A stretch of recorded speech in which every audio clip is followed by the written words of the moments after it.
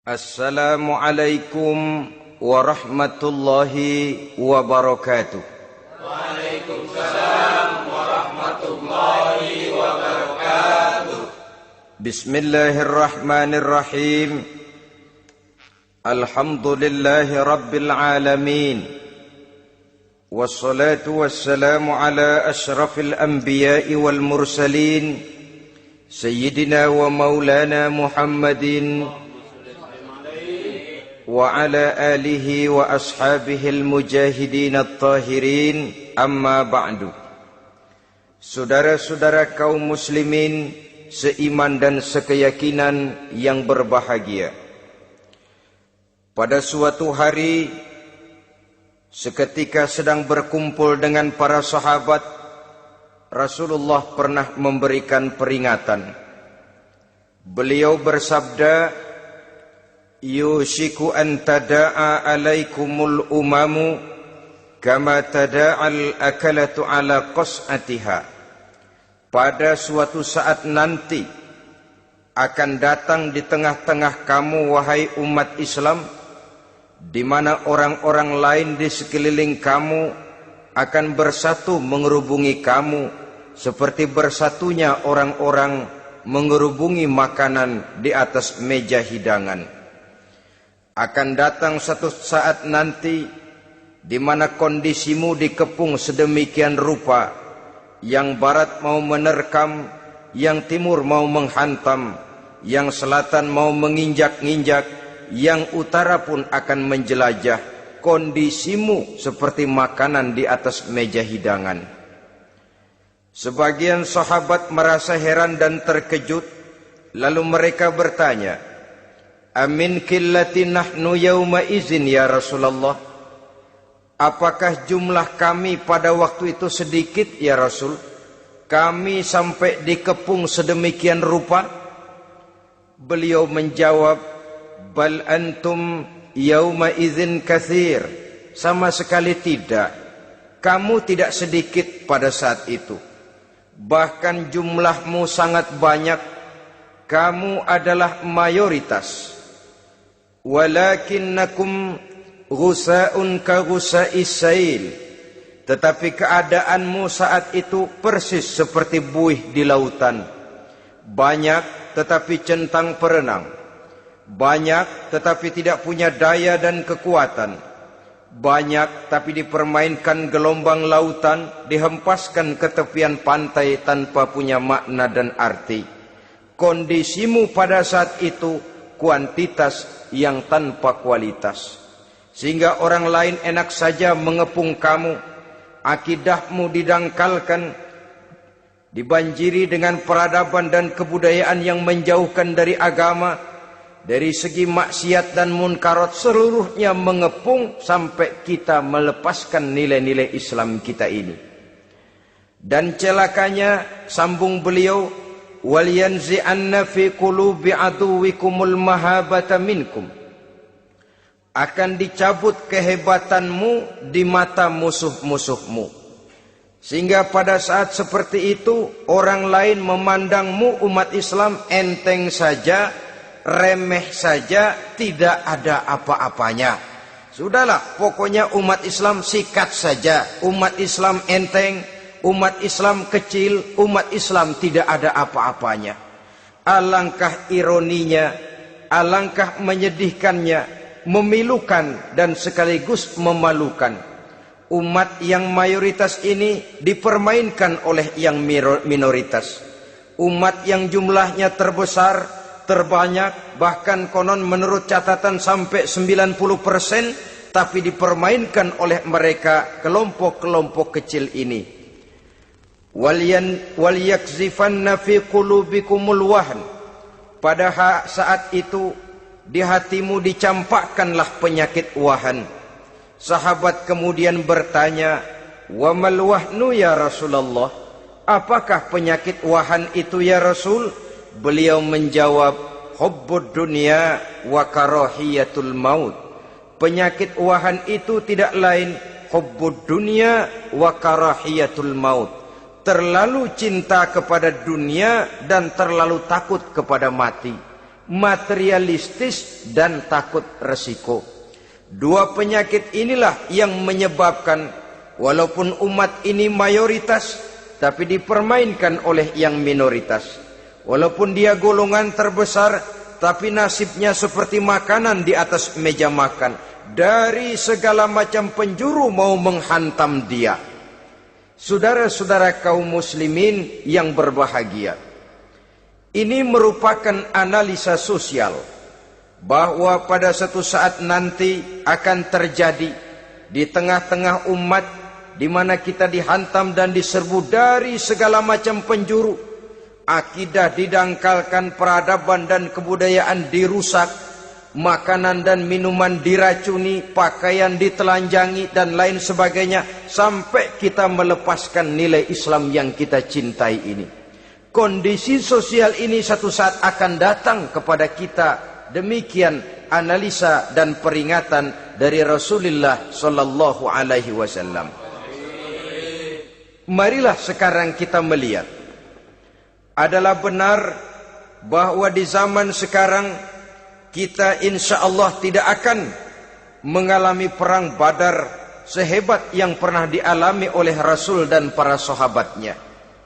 Tetapi sesungguhnya perang yang kita hadapi di zaman sekarang ini tidak kalah hebatnya dengan perang Badar, tidak kurang dahsyatnya dengan perang Uhud, tidak kurang ngerinya dari perang Khandaq. Hanya saja yang kita hadapi sekarang ini bukan ujung pedang, bukan ujung tombak, bukan ujung panah. Yang kita hadapi sekarang ini adalah perang akidah, perang ideologi, perang mempertahankan keyakinan. Yang kalau kita kalah sekarang, kita memang masih beragama. Tetapi anak kita, cucu kita, generasi yang akan hidup 5, 10, 20, 30 tahun yang akan datang, wallahu a'lam bissawab. Islam, saudara-saudaraku, tidak mungkin hilang dari dunia. Tetapi tidak mustahil Islam gulung tikar dari desa kita. Tidak mustahil Islam gulung tikar dari kampung dan kota kita, jikalau kita tidak menjaganya, jikalau kita tidak memeliharanya, bahkan jikalau kita tidak mewariskannya kepada anak-anak kita, generasi yang akan datang. Marilah kita mengingat sejenak bagaimana Islam di Spanyol yang pernah jaya, pernah mewarnai daratan Eropa, dan yang sekarang hanya sekedar tinggal ceritanya saja. Ini pernah diperingatkan oleh Rasul dalam satu hadis, sayati ala ummati zamanun la yabqal Islam illa ismun wala minal Quran illa rasmun. Akan datang satu masa di tengah umatku di mana pada masa itu Islam ada tapi hanya tinggal sekedar namanya saja, dan Quran pun ada tapi cuma sekedar tinggal tulisannya saja. Apabila kita tidak mewariskan ini kepada generasi yang akan datang, maka serbuan-serbuan dari berbagai macam penjuru dari hari ke hari semakin kita rasakan kehebatannya. Tidak mustahil sejarah Spanyol akan terjadi di desa kita, akan terjadi di kampung kita, akan terjadi di kota kita. Orang Spanyol, kalau mereka cerita kepada anaknya, mereka akan cerita, nak, di sini dulu ada masjid.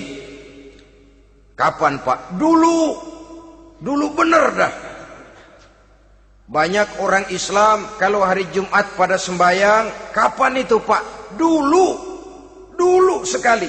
Sekarang cuma sekedar tinggal ceritanya saja. Bukankah sesuatu yang sangat tidak mustahil apabila kita tidak menjaga dan mewariskan Islam ini kepada generasi yang akan datang? Maka serbuan-serbuan akan membawakan hasil yang diinginkan oleh para penyerbu itu tadi. Kita sudah menjadi umat yang mayoritas, tetapi umat yang mayoritas ini menurut Rasul dikepung sedemikian rupa, akidahnya didangkalkan, peradaban dan kebudayaannya ditekan sedemikian rupa, kehidupan sosialnya dibuat individualis, Kemudian dari segi pergaulan, pakaian, makanan, minuman dan sebagainya diracuni, sampai dia tidak lagi berpegang teguh kepada agamanya. Dan dikala itu hilang kehebatan umat ini di mata musuh-musuhnya. Orang lain memandang kita ringan saja, enteng saja, satu umat yang sudah kehilangan wibawa. Padahal konon kabarnya kita mayoritas, tapi enak saja dikutak-kutik orang lain. Dan dikala itu di hati kita merajalela penyakit uahan. Penyakit uahan itu apa? Pertama, hubbud dunia, terlalu cinta kepada dunia. Terlalu cinta kepada dunia yang menyebabkan kita lupa. Lupa akan tanggung jawab dan kewajiban. Lupa meneruskan dan mewariskan Islam kepada generasi yang akan datang. Kita berlomba dan berlomba hanya untuk mengejar dunia dan seluruh isinya. Baik dia bernama material, baik dia bernama seksual, baik dia bernama pangkat, jabatan dan kedudukan, berlomba-lomba kita di dalamnya. Sampai tercampaklah penyakit hubbud dunia di dalam hati ini. Berurat dan berakar dunia itu, sulit dan berat kita berpisah daripadanya. Akibatnya kemauan untuk berbuat demi dan atas nama agama sangat sulit terwujud di dalam kehidupan ini. Yang kedua, karahiyatul maut, terlalu takut kepada mati. Baik mati ajal, mati dalam artian yang sebenarnya, baik mati usahanya, baik mati karirnya, baik mati pangkat dan jabatannya. Sehingga dengan demikian akibatnya jatuhlah kita menjadi umat yang kehilangan wibawa di mata orang lain. Saudara-saudara kaum muslimin rahimakumullah, saya katakan tadi, perang yang kita hadapi di zaman sekarang adalah perang akidah. Perang menghadapi peradaban dan kebudayaan yang menghancurkan moral daripada anak-anak kita. Perang menghadapi banjirnya maksiat dan munkarat. Yang di tengah-tengah itu, di samping berkewajiban menjaga diri dan keluarga, kita pun juga berkewajiban menjaga anak-anak kita, generasi yang akan datang. Mengarahkan dan mendidik mereka sesuai dengan yang dikehendaki oleh Allah Subhanahu wa ta'ala. Oleh sebab itu, pada pertemuan kali ini yang akan saya bicarakan ialah bagaimana idealnya seorang muslim lebih dahulu memberikan pendidikan kepada anak-anaknya. Di tengah satu situasi dan kondisi di mana serbuan datang silih berganti melanda dan menghantam umat Islam, kemana anak-anak kita ini harus kita arahkan? Karena kita orang tua mempunyai tanggung jawab. Anak adalah amanah. Menyia-nyiakan amanah adalah dosa. Dan dosa itu merupakan satu dosa yang besar. Bahkan orang tua bisa saja masuk neraka kalau tidak bertanggung jawab tentang anak-anaknya. Satu riwayat menjelaskan ada orang soleh, ngajinya cukup, solatnya cukup, puasanya cukup, zakatnya cukup, di mana ada majelis taklim hadir, baca Quran hobi, fitnah orang tidak pernah. Di akhirat setelah disidang dia ternyata lebih banyak kebaikannya daripada kejahatannya, maka dia pun diperintahkan dan dipersilahkan masuk ke dalam surga. Giliran anaknya disidang, biang okem nih anak. Ditanya, siapa Tuhanmu? Tidak tahu. Siapa nabimu? Tenyaho. Apa kitabmu? Ora gelem. Kamu pernah sholat? Tidak. Zakat? Tidak. Puasa? Tidak. Judi? Hobi. Zina? Tiap malam. Mabuk? Berat. Wah, brengsek kamu. Kebaikan tidak ada barang sedikit pun, sementara kesalahan dan dosa berlipat ganda. Kamu neraka. Anak ini protes. Benar, saya tidak kenal siapa Tuhan saya. Saya tidak tahu siapa nabi saya. Saya tidak tahu kitab suci dan kiblat saya. Saya tidak sholat, tidak zakat, tidak puasa. Tiap malam saya judi, saya zina, saya mabuk. Tapi saya kerjakan semua itu karena saya tidak tahu dan orang tua saya tidak pernah memberitahu saya. Dia enak-enakan hadir di majelis taklim, saya nyekek botol, didiemin saja. Dia enak-enakan baca Quran, saya zina, didiamkan saja. Saya bukan tidak mau, orang tua saya sama sekali tidak pernah mendidik saya. Dia mau benar sendiri.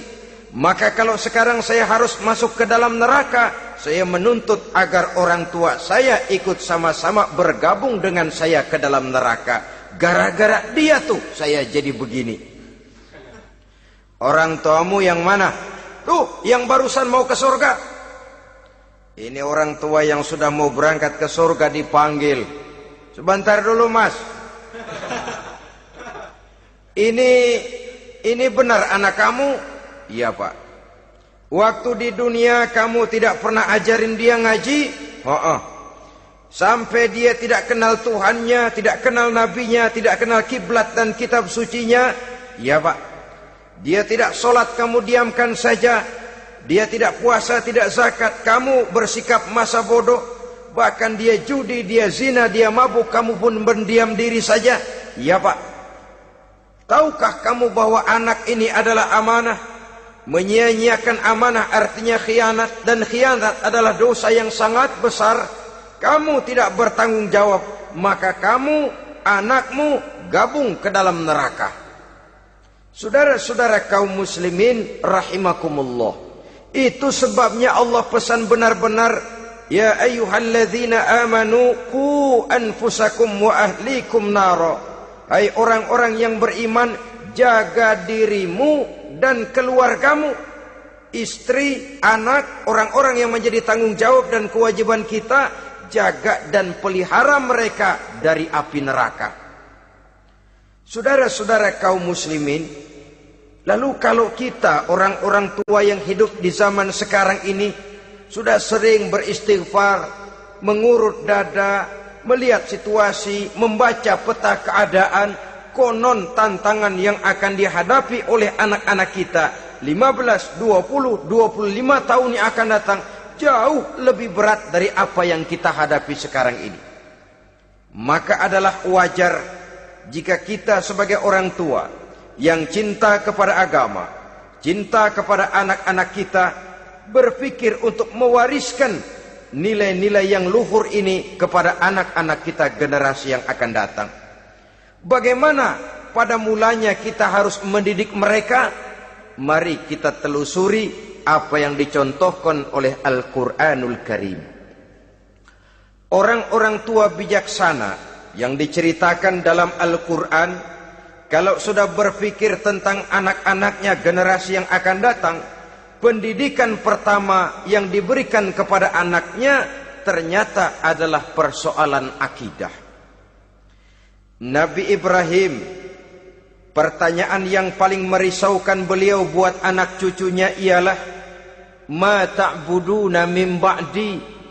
Saudara bisa lihat surah Al-Baqarah ayat 133. Anak-anakku, kalau pada satu saat nanti aku, ayahmu ini sudah tidak ada lagi, meninggalkan kamu semua, meninggalkan kehidupan dunia ini, ma ta'buduna min ba'di, apa yang akan kamu sembah nak kalau ayah sudah tidak ada lagi? Jikalau ayahmu sekarang masih rajin ke masjid, melakukan rukuk dan sujud, i'tikaf dan membaca Quran, kalau satu saat ayahmu meninggalkan dunia ini, masihkah engkau mau ke dalam masjid? Masihkah engkau rukuk dan sujud? Masihkah engkau i'tikaf? Ma ta'buduna min ba'di, apa yang akan kamu sembah kalau aku ayahmu tidak ada lagi nak? Ditanamkan bukan hanya keyakinan bertauhid, sekaligus juga menyembah kepada Allah yang kita yakinkan dengan tauhid itu tadi. Bukankah berbeda dengan kita kebanyakan orang tua sekarang? Kita tidak pernah berpikir ma ta'buduna min ba'di. Kalau bapak tidak ada, kamu nyembah apa nak? Kita orang tua sekarang pagi-pagi malah berpikir ma ta'kuluna min ba'di. Kalau bapak enggak ada, kamu nanti makan apa nak? Bukan nyembah apa yang kita pertanyakan, bukan nyembah apa yang kita khawatirkan, makan apa nak? Maka yang dicari lalu sekolah-sekolah yang bonafit, yang tidak peduli apakah itu merusak imannya, mematikan akidahnya, menghancurkan keyakinannya. Yang penting ada jaminan hari depan bisa dapat lapangan kerja. Akibatnya berduyun-duyun orang-orang tua muslim menyekolahkan anaknya di sekolah-sekolah yang bukan Islam, yang nyata-nyata membahayakan akidahnya. Dididik dengan kultur dan budaya yang bertentangan dengan nilai-nilai agamanya. Bukankah ini berarti merelakan anak untuk dikafirkan? Bukankah ini artinya menyerahkan anak untuk ditulis menurut selera para pendidik yang tidak sesuai dengan nilai akidah yang dimilikinya? Mengapa kita tidak berpikir seperti Nabi Ibrahim yang sebelum memberikan pendidikan kecerdasan, sebelum pendidikan matematika, IPS, PSPB dan disiplin ilmu lainnya, yang pertama ditanamkan ma ta'buduna min ba'di. Kalau ayahmu tidak ada, kamu menyembah apa nak? Menyembah Allah apa nanti malah menyembah harta? Menyembah Allah apa nanti malah mendewa-dewakan pangkat dan jabatan? Menyembah Allah apa malah nanti menyembah alam? Itu yang dikhawatirkan Nabi Ibrahim kepada generasi yang akan datang.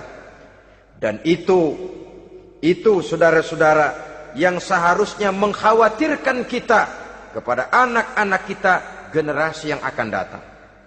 Lihatlah serbuan akidah di zaman sekarang ini. Dimanfaatkan kemiskinan kita umat Islam. Diberikan kita tawaran berupa beras, pakaian, obat-obatan, kalau perlu beasiswa, asal bisa melepaskan keislaman kita ini. Bertahap, sedikit demi sedikit, step by step, shibran bi shibrin wa zira'an bi zira'in. Dan harus saya ingatkan, orang di zaman sekarang tidak mungkin menghantam Islam secara frontal. Tidak mungkin menghantam Islam terang-terangan, apalagi mengerahkan satuan militer. Tidak. Orang berhitung bagaimanapun kondisi dan kualitasnya umat Islam, mereka masih punya satu modal penting, fanatisme agama. Kalau ini disulut, api jihad segera berkobar, dan hanya maut yang bisa menghentikan orang yang dibakar dengan semangat jihad. Orang tahu itu. Betapa Uni Soviet kedodoran menghadapi mujahidin Afghanistan yang disulut oleh semangat jihad yang berkobar dengan persenjataan yang primitif ketimbang persenjataan Uni Soviet. Entoh mereka pantang surut mundur ke belakang. Jadi jangan mimpi bahwa orang mau menghantam Islam ini dengan melarang pengajian, meruntuhkan masjid, menyegel pondok pesantren. Tidak. Melarang orang sholat, tidak. Kalau perlu masjid diperbanyak, musola diperbesar. Tapi bikin itu masjid seperti museum. Besar, megah, mercusuar, tapi bikin seperti museum. Tempat orang kagum, tempat orang memuji, tapi sunyi dari nilai-nilai ibadah. Saudara-saudara kaum muslimin, untuk sampai kepada penghantaman akidah, jalan yang paling mudah dirintis sekarang ini secara bertahap dan sistematis, memisahkan umat Islam dari Islamnya. Biarkan mereka bernama Muslim. Biarkan di atas kartu penduduknya tertulis agama Islam. Tapi tanamkan budaya-budaya yang menyebabkan cara bergaul mereka, cara berumah tangga mereka, cara bertetangga mereka, sampai kepada cara mereka berpakaian, cara mereka bergaul, cara mereka makan dan minum, cara mereka mendidik dan menyekolahkan anak sama sekali tidak lagi mencerminkan nilai-nilai yang islami. Itu sudah satu usaha yang paling praktis, memisahkan umat Islam dengan Islamnya. Kalau sadarlah kita ke arah ini usaha orang di zaman sekarang, maka yang harus pertama kita tanamkan kepada anak-anak kita, didik mereka dengan jiwa tauhid yang mengkristal di dalam batinnya, meresap sampai ke tulang sumsumnya, yang tidak akan sampai pun nyawa berpisah dari badannya, akidah itu tidak akan berpisah dari hatinya. Bahkan dia sanggup dengan tegar berkata, lebih baik saya melarat karena mempertahankan iman daripada hidup mewah dengan menjual akidah.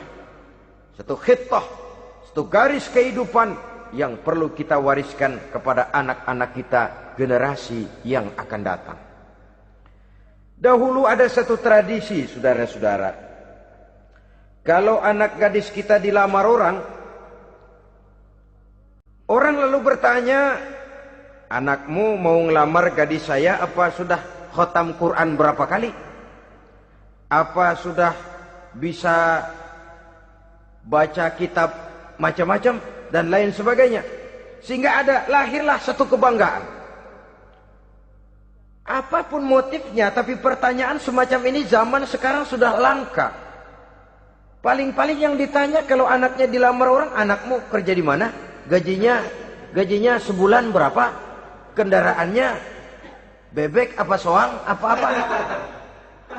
Itu yang kita pertanyakan, berkisar di seputar materi, kerja, job, status sosial, dan lain sebagainya. Perkara bisa baca Quran atau tidak, nomor 18. Perkara sembahyangnya rajin apa tidak, nomor 36. Saudara hadirin, akibatnya terjadi pergeseran nilai. Maka mendidik anak menurut tuntunan Quran adalah seperti yang diberikan contoh oleh Luqmanul Hakim, yang diceritakan dalam surah Luqman mulai ayat 11 dan selanjutnya. Apa pendidikan pertama yang harus kita berikan kepada anak? Pertama, ya bunayya la tusyrik billah. Wahai anakku, jangan sekali-kali engkau menyekutukan Allah. Nak, jaga tauhid, pelihara iman, mantapkan akidah. Ini dasar yang pertama. Belum lagi anak mengenal berbagai macam disiplin ilmu, yang pertama ditanamkan tauhid. Ini yang mendasari kehidupan. Ini yang akan menjadi mewarnai dan menjadi warna dari kepribadian seseorang. Sentuhan jiwa tauhid di dalam diri si anak. Belum lagi sempat dia kenal yang lain. Yang pertama yang kita tanamkan, kita wariskan, kita berikan, la tusyrik billah. Jangan sekali-kali menyekutukan Allah. Nah, kalau ini sudah tertanam, ini sudah merupakan satu fondasi yang kuat. Selebihnya nanti tinggal melihat bakat si anak, kemana dia harus dididik ini. Yang terpenting nilai iman lebih dahulu tanamkan. Dan untuk menghancurkan nilai keimanan, saudara-saudara, saya katakan, ingatkan kepada hadis di awal tadi, dikepung kita dari berbagai macam penjuru agar bila bisa melepaskan nilai-nilai iman dan keyakinan. Proses pendangkalan akidah, ditanamkan keraguan kepada agama, ditanamkan rasa malu beragama, sholat malu, baca Quran malu, berangkat ke masjid malu, pakai jilbab malu.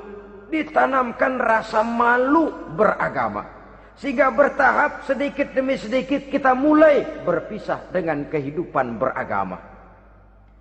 Ditanamkan hal yang sedemikian rupa dari berbagai macam penjuru.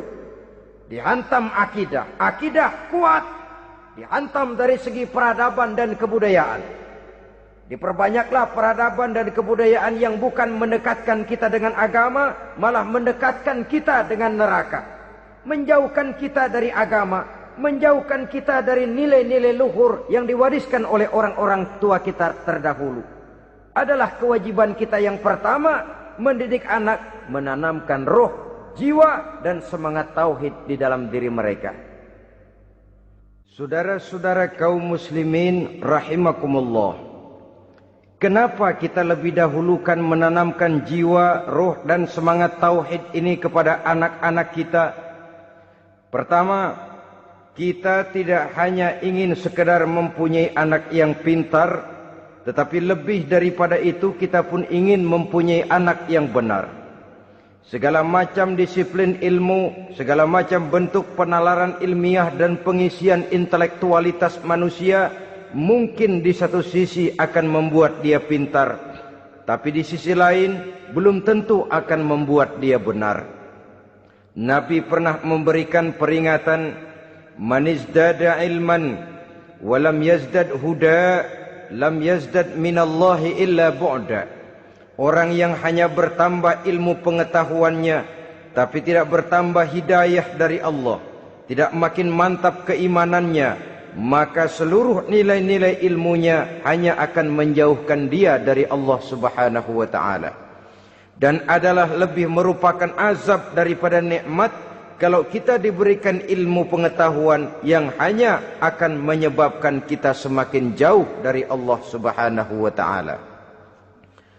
Yang kedua, sesungguhnya roh, jiwa dan semangat tauhid yang melekat dalam diri anak pada puncaknya akan melahirkan satu disiplin murni yang tumbuh dari dalam dirinya sendiri, di mana si anak dalam kehidupannya merasakan dimanapun dia berada, kemanapun dia pergi, ia selalu merasakan kehadiran Allah dekat dalam hidupnya. Ia sadar sesadar-sadarnya bahwa tidak ada satu perbuatan yang bagaimanapun kecilnya yang bisa disembunyikan dari kekuasaan Allah Subhanahu wa taala. Yang ketiga, dengan penanaman roh, jiwa dan semangat iman ini, maka diharapkan anak-anak nanti pada pertumbuhannya sanggup mengendalikan hawa nafsunya. Dengan kata lain, bahwa penanaman jiwa tauhid, penanaman roh dan semangat keimanan ini merupakan kondisi dasar yang harus dilakukan sebelum yang lain-lainnya. Kemudian pendidikan kedua yang diberikan oleh Al-Quran melalui contoh dan model dengan Luqmanul Hakim ini, setelah menanamkan tauhid, ditanamkanlah kepada si anak ini rasa hormat kepada orang tuanya. Wa wassaynal insana biwalidayhi, dan kami wasiatkan kepada manusia untuk berbakti kepada ibu bapaknya. Hamalathu ummuhu wahnan ala wahnin, karena ibunya telah mengandungnya dengan kepayahan di atas kepayahan. Maksudnya dengan kepayahan dan kelelahan yang berlipat ganda. Sehingga ketika Rasul ditanyakan orang, "Ya Rasul, siapa yang paling harus saya taati di dunia ini?" Beliau menjawab, "Ibumu." Kemudian, "Siapa lagi ya Rasul?" "Ibumu."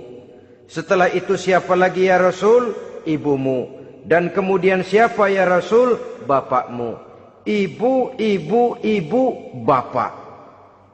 Bahkan al-jannatu tahta aqdamil ummahat, surga berada di bawah telapak kaki ibu. Bagaimana menanamkan rasa hormat kepada orang tua di hati anak? Tentu yang pertama, bagaimana orang tua bisa memberikan keteladanan. Marilah kita sebagai orang-orang tua ini menyadari bahwa sebelum anak kenal sekolah dasar, sebelum anak kenal TK, ibtidaiyah, sanawiyah sampai kepada perguruan tingginya, yang pertama dia kenal adalah lingkungan rumah tangganya, gurunya adalah ibu bapaknya. Di sini berlakulah apa yang dinamakan keteladanan. Keteladanan jauh lebih berhasil daripada sekedar teori-teori yang muluk. Keteladanan jauh lebih berhasil daripada berbagai macam indoktrinasi dan penataran. Kurangnya keteladanan akan menyebabkan anak mencari pola. Apabila kita orang tua ini tidak bisa memberikan keteladanan yang baik kepada anak-anak kita, maka pada suatu saat anak-anak akan menganggap enteng dan kehilangan wibawa kita sebagai orang tua di mata mereka. Dikala itu akan sangat sulit kita membentuk kepribadian mereka. Bukankah di zaman sekarang ini kita banyak mengalami krisis wibawa, krisis figur? Ada yang karena rapotnya merah melulu, gurunya dikeroyokin. Pak guru pulang sekolah dicegat. Bahkan nyaris ada orang tua pernah dibunuh oleh anaknya sendiri. Dan lain sebagainya, kasus-kasus yang sebenarnya tidak perlu terjadi. Karena memang bukan saja bertentangan dengan nilai budaya kita sebagai bangsa, tapi juga bertentangan dengan ajaran agama kita sendiri. Krisis wibawa, krisis figur, yang juga akibatnya harus kita sadari banyak faktor yang membentuk kepribadian anak.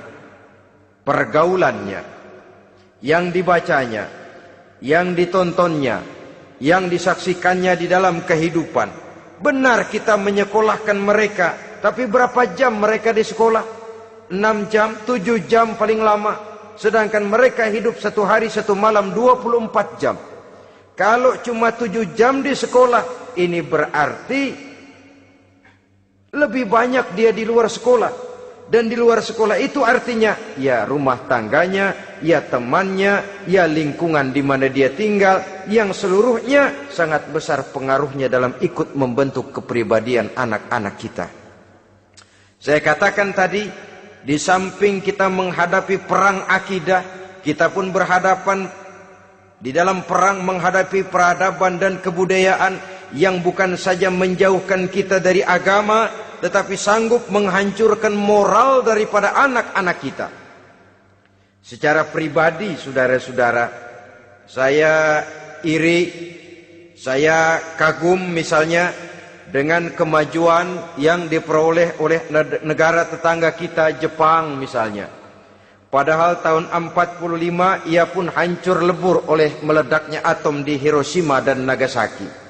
Tapi bagai satu tenaga raksasa kemudian Jepang bangkit menjadi satu negara superpower di Asia. Bahkan gurunya saja Amerika sekarang ini kewalahan menghadapi perang dagang dengan Jepang ini. Dan yang menarik, Jepang bisa maju dan modern dengan tetap menjadi Jepang, tanpa harus kehilangan identitasnya sebagai satu bangsa, tanpa harus kehilangan kepribadiannya sebagai satu bangsa. Sebagai negara yang sedang berkembang, kita sering latah. Kita ingin meniru Barat, tapi bukan teknologinya, westernisasinya yang kita tiru. Bukan isinya, kulitnya yang kita ambil. Akibatnya apa? Modernnya belum, orangnya sudah Barat.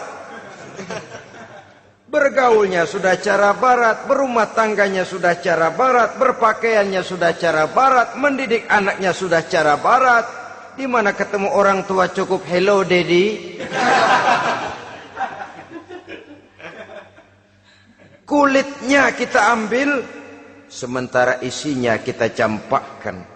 Ironi dan menyedihkan. Padahal kita sesungguhnya bisa maju dan modern, bisa mengejar segala ketinggalan dan keterbelakangan kita, dengan tetap menjaga nilai-nilai luhur budaya kita sebagai satu bangsa, mengambil isinya, dan kalau memang tidak perlu, lalu mencampakkan kulitnya. Pengaruh peradaban dan kebudayaan yang menghancurkan moral daripada anak-anak kita oleh pesatnya arus teknologi, oleh pesatnya arus komunikasi, di mana hal-hal yang terjadi di belahan dunia lain dapat kita saksikan hari ini juga melalui layar televisi, yang terjadi di Amerika, di Eropa, di Afrika, di ujung dunia yang paling ujung sekalipun. Di ujung dunia yang paling ujung, hari ini kejadian, hari ini sudah bisa kita saksikan. Pesatnya arus komunikasi, kalau jatuh ke tangan anak-anak kita yang belum mempunyai filter, daya saring positif, akan dicerna oleh mereka tanpa memilah dan memilih. Akibatnya orang kampung bilang kelolodan. Makan nggak dikunyah lagi. Tentu saja akhirnya kelolodan, dan kalau sudah kelolodan menyusahkan kita seluruhnya. Oleh karena itu budaya menghormati orang tua perlu dijaga, perlu dipelihara dan diwariskan kepada anak-anak kita. Tali silaturahmi sehingga ada respeknya kepada orang tuanya. Jangan bapaknya dianggap CS, ibunya dianggap CS, kakeknya dianggap CS. Hilang rasa respek, hilang rasa menghormati. Sementara orang tua sendiri tidak bisa memberikan keteladanan, kurang mendapat perhatian dan lain sebagainya. Apalagi kalau baik ibu maupun bapak adalah orang-orang karier yang setiap hari sibuk menghadapi tugas masing-masing. Bapak sibuk rapat, pindah kantor sana kantor sini, ibu sibuk arisan, besarlah anak-anak di tangan pembantu dan lain sebagainya, sehingga dia merasa kurang mendapat perhatian, dan ini akan ikut membentuk warna dari kepribadian yang dimilikinya. Sampai kepada pelosok-pelosok desa, jaringan televisi memang menguntungkan. Tapi kalau sudah sampai kepada menayangkan budaya-budaya yang tidak sesuai dengan pola di mana mereka tinggal, pola lingkungannya, dan ingin mereka terapkan dalam kehidupan, ironi dan menyedihkan. Maka sering dikatakan, jikalau ABRI masuk desa, rakyat beruntung. Jikalau listrik masuk desa, rumah jadi terang. Jikalau koran masuk desa, rakyat jadi cerdas. Jikalau hakim masuk desa, rakyat lalu sadar hukum. Tapi jikalau maksiat dan munkarat masuk desa, minuman keras masuk desa, judi masuk desa, pelacuran masuk desa, rakyat tentu kiamat. Dan kita harus punya budaya untuk memilah dan memilih, mempunyai filter untuk jadi daya saring positif. Oleh karena itu, saudara-saudara, tahap kedua setelah menanamkan jiwa tauhid kepada anak, tanamkan rasa hormat kepada orang tuanya. Orang tua itu ibu bapaknya, orang tua itu guru-gurunya yang mengajarkan dia, atau yang dianggap tua yang lebih senior dari dia. Karena tidak ada satu peradaban yang berdiri sendiri. Bagaimanapun maju dan modernnya kita sekarang, tentu merupakan mata rantai yang berkaitan dari generasi terdahulu. Ini yang kedua. Setelah tauhid, berbakti kepada ibu dan bapak. Tidak ada satu kebahagiaan yang bisa ditegakkan di dunia ini tanpa doa, tanpa restu daripada ibu dan bapak. Ini keramat hidup. Doanya dikabul Allah dan kutubnya juga dikabul oleh Allah Subhanahu wa ta'ala. Jadi mendidik anak setelah menanamkan jiwa tauhid, menanamkan rasa hormat dan taat berbakti kepada ibu bapaknya. Itu yang kedua. Kemudian yang ketiga, melalui model Luqman, Quran mendorong kita untuk mendidik anak, menanamkan etika otonom. Apa itu? Ya bunayya innaha in takum mithqala habbatin min khardalin fatakun fi sakhratin aw fis samawati aw fil ardi ya'ti biha Allah. Wahai anakku, sesungguhnya kalau ada satu kebaikan yang kamu kerjakan, kecil, tidak nampak oleh pandangan mata yang zahir, yang kecil itu tersembunyi di puncak langit, di dasar bumi yang paling dalam, atau di tengah batu hitam sekalipun, Allah pasti mengetahuinya dan pasti akan memberikan balasan yang seadil-adilnya. Pendidikan apa ini? Pendidikan moral, menanamkan etika otonom. Nah, kau berbuat baik jangan karena dilihat orang. Kau tidak mau melakukan kejahatan jangan cuma karena ada polisi. Kalau ada polisi kau tidak mau jahat, kucing juga begitu. Coba lihat kucing, taruh ikan asin di piring kaleng, tongkrongin. Aduh, kucing kalem, sopan, tenang. Sedikit kita lengah, habis ikan digarap. Tapi ditanamkan satu kesadaran, kemanapun kau pergi, apapun yang kau kerjakan, tersembunyi di tengah batu, di dasar bumi, di puncak langit, Allah pasti tahu. Dalam bahasa yang ringan, Kita ini diawasi oleh 2 hiperkomputer yang maha sensitif. Produksi langit, mereknya Rokib dan Atid. Itu komputer yang sangat peka dan sensitif. Jangankan kita berbuat, kita berniat baik saja, komputer sudah nyatat sendiri. Inilah yang orang sekarang namakan waskat, pengawasan malaikat. Kalau hidup sudah merasa diawasi oleh malaikat, waskat berhasil. Tapi kalau waskat sudah diawasi malah nekat, itu yang gagal. Atau yang diawasi dan yang mengawasi sama-sama sepakat, itu juga bisa cincai.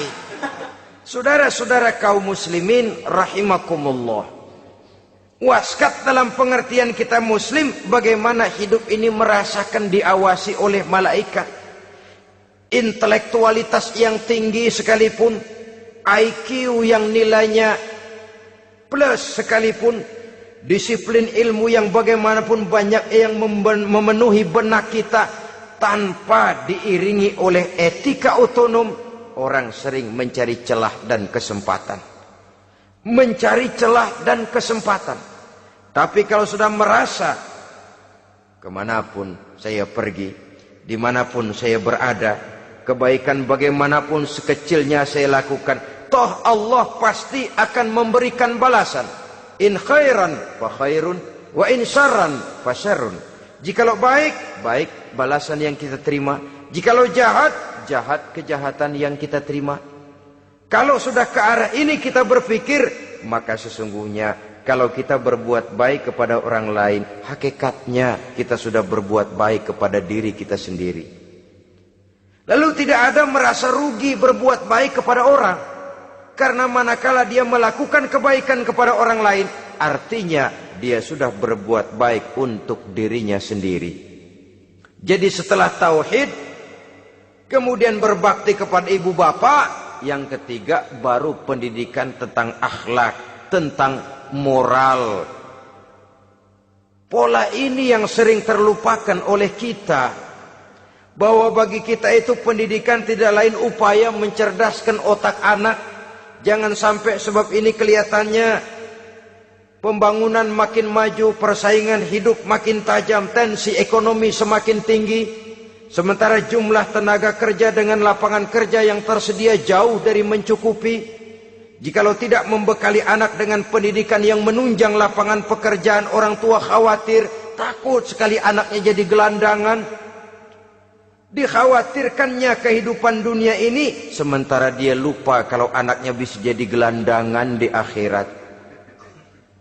Padahal selama-lamanya gelandangan di dunia paling seumur manusia itu 60 tahun, 70 tahun lah umur orang sekarang. 70 itu sudah luar biasa itu. Tapi kalau harus menggelandang di akhirat, menjadi gelandangan di akhirat, alangkah menyedihkannya. Apakah akan kita korbankan satu kehidupan yang langgeng, abadi, cuma karena tertipu oleh fata morgana dan kamuflase? Kita korbankan yang sedikit, kita korbankan yang besar karena kita memilih yang sedikit. Dalam bahasa Al-Quran memang pernah diceritakan hidup ini hakikatnya perlombaan, saudara-saudara. Perlombaan. Dan di dalam perlombaan itu ada yang menang, ada yang kalah.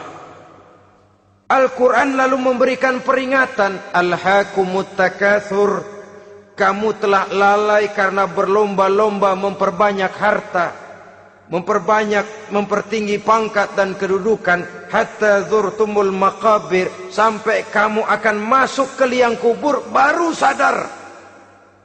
Apalagi kalau nafas sudah sampai di tenggorokan. Persis Fir'aun sudah tenggelam di lautan merah, mau mampus, baru dalam sekaratnya amantu bi Rabbi Musa wa Harun. Kalau begini caranya, saya juga percaya kepada Tuhan Musa dan Harun, percaya kepada Allah.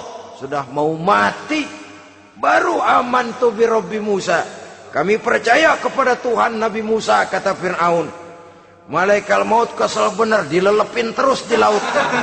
Mampus tuh sekalian. Hidup ini memang kita berlomba. Berlomba dengan waktu, berlomba dengan umur, berlomba dengan tenaga, berlomba dengan tetangga. Yang jangankan kita sampai mundur, berhenti saja sejenak, kita akan ditinggalkan oleh yang lain. Tiada kata mundur, bahkan tiada kata berhenti. Sekali kita melangkah, melangkahlah terus.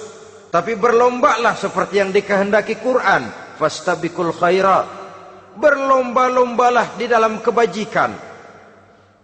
Jangan berlomba-lomba di dalam kemaksiatan, kemunkaran, kejahatan. Berlombalah dalam urusan kebaikan. Saudara-saudara kaum muslimin rahimakumullah. Tauhid, berbakti kepada ibu bapa, kemudian pendidikan tentang moral. Apabila pendidikan tentang moral sudah tertanam, barulah lihat bakat si anak. Kemana bakatnya? Anak saya kelihatannya dari kecil demennya main bedil-bedilan saja. Abri kali itu. Kirim ke Magelang, masukkan akabri. Tapi dengan syarat 3 itu tadi. Iman sudah tertanam, rasa bakti kepada ibu bapak sudah ada, dan punya nilai moral. Sehingga boleh jadi nanti dia menjadi jenderal yang beriman, yang berbakti kepada ibu bapaknya, dan punya moral yang tinggi. Kan lebih baik rakyat rendah tapi akhlaknya tinggi, daripada pejabat tinggi tapi moralnya rendah. Jauh lebih baik rakyat rendah punya moral tinggi ketimbang pejabat tinggi punya moral rendah. Nilai moral ini yang jadi ukuran dan barometer di masyarakat. Yang ini yang sering kita lupakan. Bahwa kehancuran satu bangsa dimanapun di dunia ini selalu dimulai dengan kehancuran moral daripada bangsa itu sendiri. Sekarang membina nilai moral ini berat. Gadis kita, remaja, putri, diberikan pakaian jilbab, mungkin dia sendiri masih setengah-setengah, ditambah lagi oleh ledekan temennya. Jilbab lah kuno. Bau sorga lah, bau masjid lah, bau menyan lah. Ditanamkan rasa malu untuk hidup dekat dengan agama. Kalau moral semacam ini sudah tertanam, sedikit demi sedikit kita mulai mengucapkan selamat tinggal kepada agama. Dan kemalangan apa yang lebih malang kalau kita sudah jauh dari agama ini? Bukankah Islam telah menyelamatkan manusia dari penyakit jahiliyah dan membawanya kepada satu kehidupan yang maju dan modern? Kalau kita tinggalkan Islam ini, bukankah artinya kita akan kembali kepada satu zaman jahiliyah? Hanya saja jahiliyah itu berada di abad modern. Versinya tentu lebih modern. Kalau zaman jahiliyah dulu mabuknya pakai arak, zaman sekarang sudah macam-macam orang bisa mabuk. Kalau zaman jahiliyah dulu anak perempuan dikubur hidup-hidup, zaman sekarang kadang-kadang belum sempat lahir ke dunia, malah sudah dibunuh lebih dahulu. Versinya saja yang berbeda. Kalau di zaman jahiliyah dahulu manusia menyembah batu yang bernama Latta, Uzza, Manat, dan Hubal. Di zaman jahiliyah modern sekarang ini, orang sering menyembah kepala bagiannya, sering menyembah atasannya, sering menyembah komputer, sering menyembah teknologi modern yang lebih diyakininya daripada Allah sebagai keyakinan sentral di dalam hidupnya. Saudara-saudara kaum muslimin rahimakumullah. Jadi yang ketiga, nilai moral yang ditanamkan kepada anak-anak kita supaya dia bisa menghadapi tantangan-tantangan hidup yang semakin berat ini dengan tetap berpegang teguh kepada nilai-nilai moral yang diwarnai oleh jiwa keimanannya yang bersumber dari ajaran agamanya. 3. Kemudian yang keempat, barulah tatanan kehidupan sehari-hari. Apa kata Luqman? Ya bunayya aqimis shalah. Setelah bertauhid, berbakti kepada ibu bapa, punya nilai moral. Ya bunayya aqimis shalah. Nak, dirikan solat. Rumah tangga muslim. Anak berumur 7 tahun sudah berani meninggalkan solat. Kata Nabi, pukul. Bukan untuk menyakiti, untuk mendidik. Karena sayang kepada anak. Saudara-saudara, kita khawatir betul kepada anak. Kalau dia pulang dari sekolah, buru-buru kita sebagai orang tua bertanya, sudah makan nak?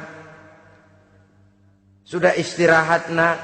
Tapi jarang kita sebagai orang tua melontarkan, sudah sholat nak? Bahkan kita bisa memberikan sugesti kepada anak. Nah, kalau kau naik kelas 1 sampai naik ke kelas 2, bapak beliin sepeda.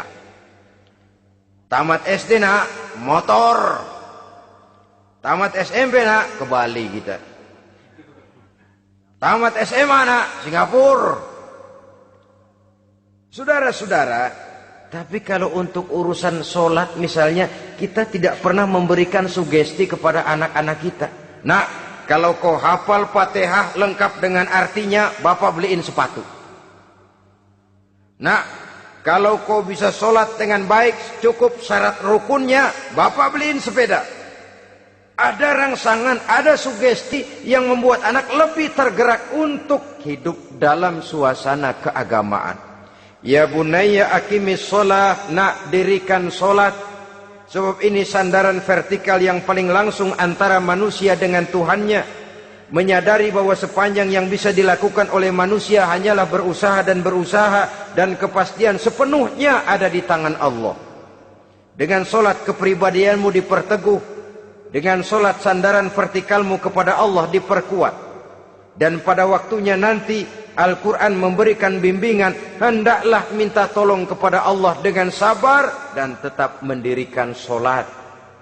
Ya bunayya aqimis sholat. Setelah itu, wa'mur bil ma'rufi wanha 'anil munkar. Tegaklah membina yang ma'ruf, tegaklah mencegah yang munkar. Ini sikap hidup sudah. Sholat tadi tugas hidup. Lalu sikap hidup tampil di tengah masyarakat, membina yang ma'ruf, mencegah yang munkar sesuai dengan kesanggupan masing-masing. Bukankah setiap kita kepingin punya anak yang bermanfaat, setidaknya bagi keluarganya, syukur kalau bisa bagi lingkungannya, bagi masyarakat, bangsa dan negaranya. Dan satu di antara tanda orang yang bermanfaat, kalau dia bisa hidup menjadi penganjur yang ma'ruf dan pencegah yang munkar. Dan itu kalau tidak ada hidayah, sulit orang mau melaksanakan itu. Sebab apa? Ada kecenderungan belakangan ini di mana agama dianggap urusan pribadi. Sehingga orang lalu sering bilang, jangan bawa-bawa agama dah, itu kan bukan urusan agama. Ini sudah ciri berpikirnya sekuler. Jangan bawa-bawa agama. Agama urusan pribadi, artinya orang mau sholat mau enggak jangan bilang apa-apa dah. Urusan dia sendirian. Dia mau puasa dia enggak, merdeka saja, urusan pribadi. Agama bukan persoalan pribadi. Apalagi jikalau sudah menyangkut amar ma'ruf dan nahi munkar. Siap menegakkan yang baik, mencegah yang munkar, untuk tegaknya satu masyarakat yang diwarnai oleh kebaikan dan terhindar dari segala macam kejahatan. Dan terus ayat-ayat selanjutnya mencerminkan sikap hidup. Namun yang intinya, cara mendidik anak yang baik, yang dicontohkan oleh Al-Quran dengan Luqmanul Hakim sebagai model. Pertama, tanamkan tauhid. Yang kedua, tanamkan rasa hormat dan berbakti kepada ibu bapaknya. Yang ketiga, tanamkan moral, nilai akhlak yang tinggi. Setelah itu yang keempat, biasakan hidup dalam suasana keagamaan. Kontrollah sholatnya, kontrollah baca Qur'annya, kontrollah puasanya di bulan Ramadan. Ajaklah anak-anak sholat berjamaah, sehingga dengan demikian dia terbiasa oleh satu suasana yang mendekatkan dia dengan nilai agamanya. Dari sana diharapkan nilai-nilai ilmu yang didapatnya dari bangku sekolah akan menciptakan keseimbangan dengan yang ditanamkan oleh orang tuanya dalam bentuk yang dijelaskan oleh surah Luqman itu tadi. Sehingga apabila keseimbangan ini terwujud, akan menjalin keseimbangan dalam pola berpikir, dan keseimbangan dalam pola berpikir akan melahirkan keseimbangan dalam perbuatannya. Terwujudlah kita harapkan insan yang fid dunya hasanah wa fil akhirati hasanah. Inilah harapan kita semua. Mudah-mudahan Allah memberikan kekuatan kepada kita untuk mewariskan nilai-nilai yang baik kepada generasi yang akan datang, sehingga esok harus lebih baik daripada hari ini dan lusa harus lebih baik daripada hari esok. Terima kasih atas perhatian saudara. Mohon maaf atas segala kekurangan. Usikum wa nafsi bitaqwallah. Wassalamualaikum warahmatullahi wabarakatuh.